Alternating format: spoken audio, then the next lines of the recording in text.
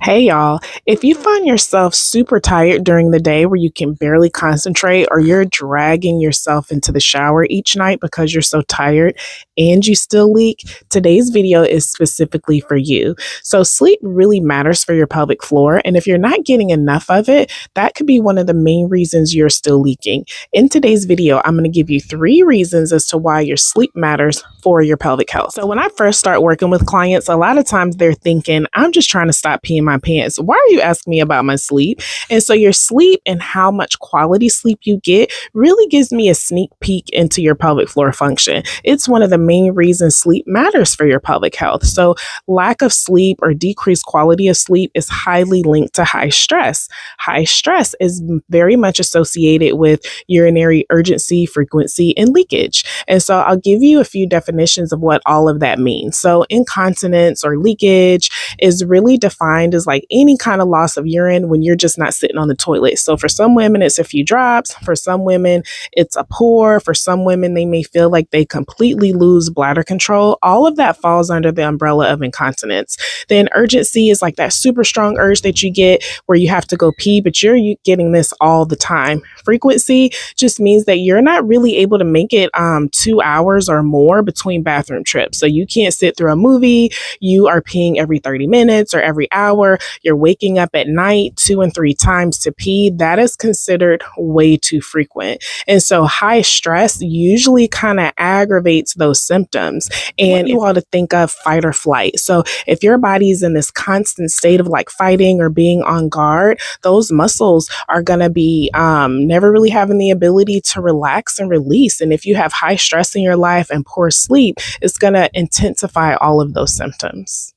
So if you're old enough to remember, there was a point in time where there was this cute little catchphrase of team no sleep. A lot of celebrities were using it. People were saying, oh, I'll sleep when I die. It was all about hustling harder and just never giving your body rest. And it's such an unhealthy and really unfair way to look at sleep, because sleep is not a reward. Sleep is necessary. Like our body, it's a very natural thing to need to sleep. That's how we recover. You know, sleep is hugely beneficial to all of our systems. Our brain needs sleep so that we can concentrate and focus. Our heart needs sleep so that we have better cardiovascular health. And then our muscles need sleep so that they get a chance to rest, recover, even for cell regeneration. Like all of that stuff happens when we're sleeping. So if you're getting less than 6 hours a night, you never really get this chance for your body to heal itself.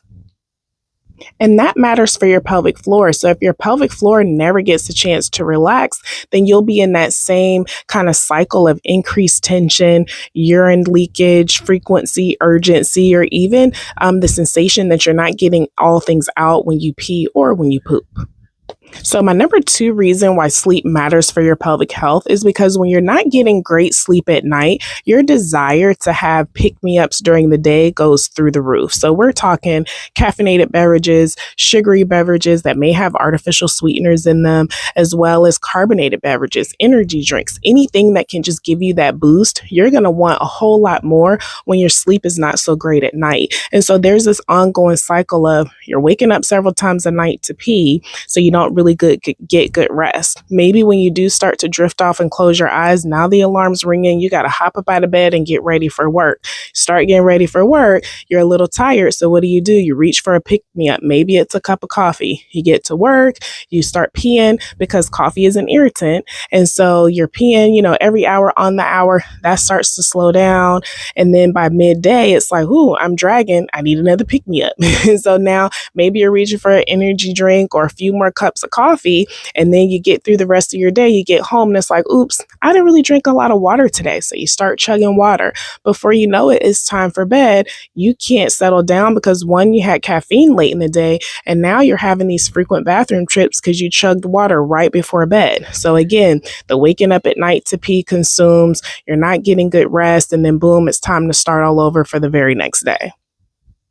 And without getting quality rest, that cycle just continues to repeat itself. But in order to really disrupt or break that cycle, we have to sit in a little bit of uncomfort or discomfort. And so, what I mean by that is in the pelvic health world, there is a lot of urge suppression strategies that can be taught. And these things can work greatly, but there has to be, again, a little bit of discomfort that you're willing to feel in your body. And what that means is that maybe I'm asking you to increase your water and decrease your coffee to one less cup a day because coffee is an irritant. We don't want to add fuel to the fire. We don't want to keep the bladder unhappy with this concentrated urine or these irritants that make us want to empty all the time, specifically if you leak. We want the bladder nice and happy and the urine diluted. So that's where the increased water comes in.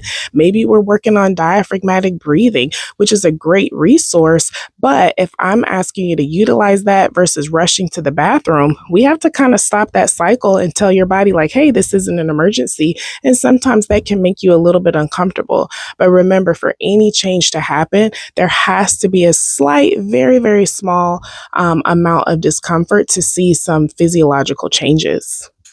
Now, my third and final reason that sleep matters for your pelvic health is because I'm going to go back to that rest and recovery. So if you've listened to any of my videos, you know how important I emphasize rest and recovery, and that happens during sleep. If your pelvic floor muscles never really get that opportunity to relax, it can give you multiple problems. So one of the main things that I see for people, specifically women who experience leakage, is that sometimes it can make you a little guarded, like you don't want to relax because you don't know when something's going to come out. So we carry this like real subconscious tension in our pelvic floor, but the pelvic floor is supposed to relax and contract, because if you're not completely relaxing, then that may trickle into some issues with your bowel movements and feeling like you're completely emptying when you pee.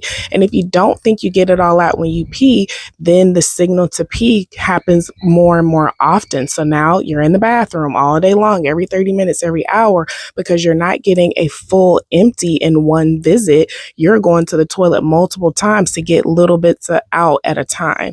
And this can be the same thing with the bowel movement. If the pelvic floor can't completely relax, then you can't get things out to give you that full relief like you really completely empty. And then the final reason why muscle guarding, muscle tension, if that's not released during sleep and rest, can be a problem is with penetration. So in order to have penetrative sex, in order to insert a tampon, in order to have a vaginal exam, our pelvic floor muscles need to be relaxed. And if they aren't, it can make all three of those things very, very difficult. So sleep matters for that, because again, that's when rest and recovery happens. So it's not just, completely unrelated. It is very much related. We can teach all the exercises in the world, but if you're not sleeping well, then that is significantly going to impact your ability to stop leaking. So there you have it, my 3 reasons why sleep matters for your pelvic health. We are not team no sleep over here. We're trying to get all the sleep that we need. We want to get good, deep quality sleep. So as always, I want to thank you guys for listening, for watching. Don't forget to hit the like and subscribe button, so that you can be up to date with all my latest videos, and we can really start to embrace not only self-care, but our pelvic health, and to stop leaking for good. Bye.